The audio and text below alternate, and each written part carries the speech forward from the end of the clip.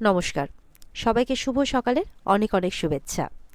Bangla serial সমাচারে সবাইকে অনেক অনেক স্বাগত। শুভ বিবাহের আজকের পর্বের রিভিউতে আমরা দেখতে পাচ্ছি সুধা তো দূর থেকে তার পরিবারের জন্য প্রার্থনা করছে যাতে সবাই ভালো থাকে। তখন সেখানে তরি আসে। তরি বলছে, মা, রথটা কি সুন্দর লাগছে দেখতে। বলে, হ্যাঁ, এখানে যখন জগন্নাথ দেব, সুভদ্রা, বলরাম দেব সবাই বিরাজমান হবেন তখন দেখবে আরও সুন্দর লাগবে দেখতে। তখন সেখানে পুরোহিত মশাইও আসেন। এসে বলছে, মা, তুমি তো স্বয়ং মা সরস্বতীর আশীর্বাদ ধন না, এত সুন্দরভাবে আয়োজন তুমি এক রাতের মধ্যে করে ফেললে, একদিনের মধ্যে। বলে, এখনও তো হয়নি, ভোর হতে দিন, দেখবেন আরও ভালো লাগবে দেখতে। সুধা বলছে, তবে আমি সাংস্কৃতিক অনুষ্ঠানেরও আয়োজন করেছি এখানে, এই বছর খুব সুন্দর করেই পুজো হবে, ধুমধাম করে। তখন বলছে, কিন্তু মা, মন্দির কমিটি তো বেশি টাকা তুলতে পারেনি, যা টাকা তুলেছে এই আয়োজনে শেষ হয়ে গেছে, তাহলে আরও অনুষ্ঠান। তখন সুধা বলছে, আপনি কোনো চিন্তা করবেন না, টাকার জন্য কোনো অনুষ্ঠান আটকাবে না, তাছাড়া এই সব কিছু আমি নিজেই দায়িত্ব নিয়ে করছি।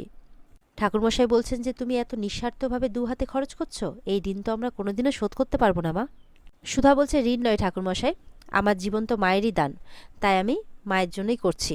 তখন কিন্তু প্রীতম চা বিস্কিট নিয়ে আসে সবার জন্য, আর সবাইকে খেয়ে নিতে বলে, ওখানে যারা যারা কাজ করছে সবার জন্যে। এদিকে তরি সবাইকে বলছে, সবাই কিন্তু খেয়েও, কেউ লজ্জা করো না, কিছু লাগলে আমাকে বলো, আমি বিএফএফকে দিয়ে আনিয়ে নিব। তখন সুধা বলছে, এই যে পাকা বুড়ি, তুমি তো নিজে অনেকক্ষণ ধরে কিছু খাওনি, সেই মায়ের সাথে তখন থেকে বসে রয়েছো, বাড়িতেও পাঠানো যাচ্ছে না তোমাকে, এটুলি কোথাকার, এভাবে বলছে।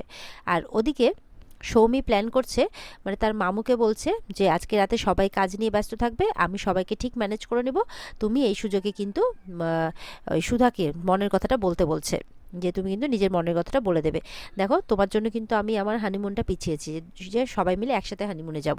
বলে, তোকে এসব পাকাও মারতে কে বলেছে বলতো? বলে, না, একদম কোনো কথা বলবে না, যাও চা দেয় হাতে, যে চা খেতে খেতে মনের কথাটা বলে দাও, তাই বলছে। এদিকে সুধাকে চা দিয়ে প্রীতম কিন্তু নিজের মনের কথা বলার খুব চেষ্টা করছে। সুধা বলছে, বলুন কি বলতে চান, কিন্তু কিছুতেই বলতে পারে না। তখন কারেন্টটা চলে যায়, আর প্রীতম তখন তরিকে সৌমির কাছে দিয়ে আর চাটা ধরিয়ে দিয়ে সঙ্গে সঙ্গে কারেন্টটা কেন অফ হলো দেখতে চলে যায়, নাহলে তো কাজটা বন্ধ থেকে যাবে। সুধা দায়িত্ব নিয়েছে, সুধাও চিন্তা করছে। তখন কিন্তু সুধা চাটা খেতে খেতে তেজের কথা ভাবছে, যে আমাদের এত সুন্দর একটা সম্পর্ক, তেজ, কত স্মৃতি জড়িয়ে, আর তুমি একটা সামান্য ভুল বোঝার জন্য সম্পর্কটাকে নষ্ট করে দিলে, তাই বলছে। আর ওদিকে দেখা যাচ্ছে তেজ তো ড্রিঙ্ক করতেই ব্যস্ত, আর সুধার কথা ভাবতেই ব্যস্ত। ওদিকে তেজও কিন্তু ভাবছে, কত স্মৃতি আমাদের, কত মেমোরিজ, সব কিছু মিথ্যে হয়ে যেতে পারে না, এরকমভাবে নিজেকে আর সামলাতে পারছে না তেজ। সুধা চলে যাওয়ার পর থেকে একটা মুহূর্ত তেজ কিন্তু সুধার আশাতেই কাটিয়ে দিয়েছে। আর এদিকে সুধা কিন্তু তেজকেই কল্পনা করছে, যে তেজ তার সামনে এসেছে, তাকে স্পর্শ করছে, আর সুধা যেন তেজের মধ্যে হারিয়ে গেছে। তেজ বলছে, ভুলে গেছো না, তেজ আর সুধা সবসময় একটা ভারে চা খায়। এই বলে একটা ভার থেকে দুজনে চা খাচ্ছে। সুধা বলছে, কেন তেজ, কেন আমাকে অপমান করে সেদিন আমাকে বের করে দিয়েছিলে, কেন, কেন আমাদের আরও সুন্দর মুহূর্ত যেগুলো আমরা কাটাতে পারতাম সেগুলো আমরা পারিনি, কেন? তেজ বলছে, শুধু অপমানটাই মনে রাখলে, আর আমি যে তোমাকে প্রাণের থেকেও বেশি ভালোবাসি সেসব ভুলে গেলে? সুধা বলছে, না, আমি কিচ্ছু ভুলিনি। সুধা বলছে, মনে আছে আমরা কত স্বপ্ন দেখেছিলাম, ওই পুতুলটা ঘিরেও আমরা কত স্বপ্ন দেখেছিলাম, ওই পুতুলটা নিয়ে থাকতাম আমি সব সময়। আর তুমি কি করেছিলে, নিজের রিপোর্টের কথাটা আমার কাছ থেকে লুকিয়েছিলে, লুকিয়ে নিজের মনে মনে কষ্ট পেয়েছো। সুধা বলছে, তারপর আমি যেদিন ক্লিনিক থেকে রিপোর্টটা নিয়ে আসলাম শিওর হয়ে, সেই দিন আমি ভেবেছিলাম যে তুমি শুনে এটা খুশি হবে, সেই দিনটা আমাদের জীবনের একটা স্পেশাল দিন হবে, তুমি দৌড়ে এসে আমাকে জড়িয়ে ধরবে, তুমি আমাদের জীবনের ঈশ্বরের আশীর্বাদ তুল্য দিনটাকে অভিশাপ করে তুলেছিলে। সুধা বলছে, তুমি আমাকে ঠক বললে, অবিশ্বাস করলে আমাকে, নিজের রক্তকে তুমি অবিশ্বাস করলে, অস্বীকার করলে, আমি ততই নিজের প্রতি ঘেন্নায় কুঁকড়ে গেছি। তেজ বলছে, সরি সুধা, আমি তোমাকে হার্ট করতে চাইনি। সুধা তেজকে ধাক্কা দিয়ে বলে, তোমার সরি আমার চাই না, তুমি সেদিন ভিডিও কলিংয়ে আমাকে যা বলার বলে দিয়েছো। আমি ইমনের অফিসেও গিয়েছিলাম, ওই চেনটা, আমি তোমার চেন ওর অফিসে পেয়েছি, তুমি আমাকে আর তরিকে এত বড় শাস্তি কেন দিলে বলো, কেন এই সুধাময়কে তুমি একা করে দিলে তেজ, কেন? তেজ বলছে, সরি সুধা। তেজ সরি বলেই যাচ্ছে। সুধা তখন তেজকে জড়িয়ে ধরে, তেজের ঘাড়ে মাথা রাখে, আর কাঁদতে থাকে। এরপরে সুধা আবারও তেজের ঘাড়ে মাথা রাখে, আর কিছুক্ষণের মধ্যেই দেখে সেটা তেজ নয়, সে হচ্ছে প্রীতম। আর সুধা ঝটপট উঠে পড়ে। তখন প্রীতম বলছে, আজও অন্ধকারে আপনার অতীতের কথাই মনে পড়ে, তাই না? সুধা কোনো কথা না বলে সেখান থেকে চলে যাচ্ছে। প্রীতম বলছে, দাঁড়ান। প্রীতম বলছে, আর কতদিন নিজের অতীত থেকে পালিয়ে বেড়াবেন এইভাবে? আমি আজকে তেজ বসু মল্লিকের চোখেও আপনার প্রতি ভালোবাসাটা দেখে ফেলেছি রুক্মিণী, আমি জানি যে আপনি ওই মানুষটাকে অসম্ভব ভালোবাসেন, তাহলে একবার কথা বলে এই ভুল বোঝাবুঝিটা মিটিয়ে নেওয়া যায় না? প্রীতম এতদিনে কিন্তু একটা বন্ধুত্বের সত্যিকারের বন্ধুর মতো কথা বলেছে।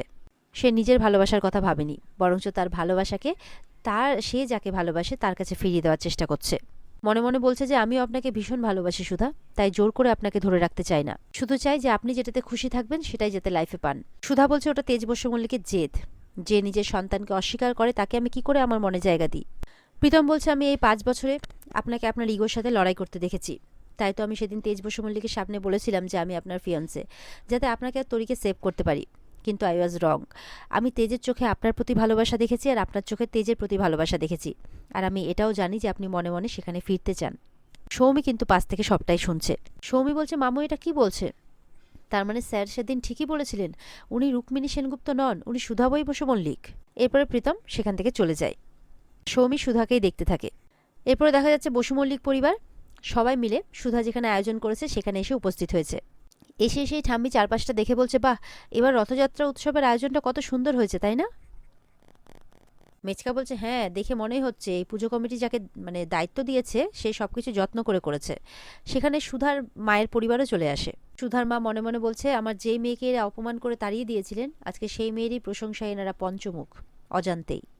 এবার প্রীতম কিন্তু উৎসবের অ্যানাউন্সমেন্ট করছে, আর সুধা কিন্তু পর্দার আড়ালে লুকিয়ে আছে। তরিও আছে তার সাথে। এরপরে তরি বলছে ওই মিষ্টি করে কুইনের মতো সেজে এসছে ওই ঠাম্মিটা কে? বলে উনি হচ্ছেন তোমার বড় ঠাম্মি। তোমার ওনাকে পছন্দ হয়েছে? বলে হ্যাঁ খুব। বলে তুমি যখন ওনার কাছে যাবে তখন ওনার পায়ে হাত দিয়ে প্রণাম করবে। এদিকে সুধা কিন্তু আড়াল থেকেই সবাইকে দেখছে যে কতদিন পরে এই চেনা মুখগুলোকে দেখলাম। তখন তরি কি করে, দৌড়ে তার ঠাম্মির কাছে চলে যায়, মানে তেজের ঠাম্মির কাছে। তখন গিয়ে পায়ে হাত দিয়ে প্রণাম করছে। বলে ও মা, এত মিষ্টি চাঁদপানা মুখ, এই মেয়েটি কে? বলছে আমার নাম তরি। বলে তাই? যেমন সুন্দর তোমার নাম তেমনই সুন্দর তুমি দেখতে। তুমি কার সাথে এসেছো? বলে ওই তো মাম্মাম। সুধা তখন আরও আড়াল হয়ে যায়, বলে না না, আমি কারোর সামনে আসবো না। যে ঠাম্মি তো দেখতে পাচ্ছে না, বলে কই তোমার মাম্মাম। এবার সেখানে তেজের মা মেজমা সবাই চলে আসে, প্রেসের লোকও চলে আসে, আসেনি এখনো তেজ।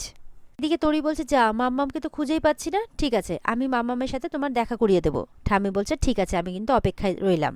তখন তেজের মা মেজমা তরিতা সবাই মিলে কিন্তু তরিকে আদর করে দিচ্ছে। বলে কি মিষ্টি দেখতে, তাই না?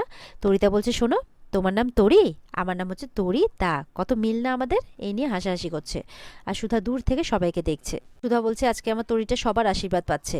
আমি সবার সামনে না গেলেও আজকে ও ঠাম্মিরও আশীর্বাদ পেয়েছে। বলছে ওই বাড়িতে এত আদর এত ভালোবাসা, সবার থেকে আমার মেয়েটা বঞ্চিত ছিল। বলছে শুধুমাত্র তোমার জন্য তেজ, তোমার ভুল বোঝাবুঝির জন্য। এদিকে প্রীতম কিন্তু রুক্মিণীকে ডাকছে, চলুন সব গেস্ট চলে এসছে, অনুষ্ঠানটা শুরু করি। তখন সুধা বলছে একটা সমস্যা আছে। তো সুধা বলছে এখানে তেজ বসু মল্লিক মানে বসু মল্লিক পরিবারের সবাই আছে। বলে হ্যাঁ ওরা তো থাকবে, ওরাই তো স্পন্সর করেছে অনুষ্ঠানটা।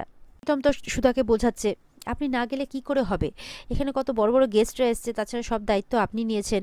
ওদিকে তরি এসে বলছে জানো তো এখানে কত কত বিগ ঠাম্মিরা এসেছে, সবাই আমাকে কত আদর করেছে।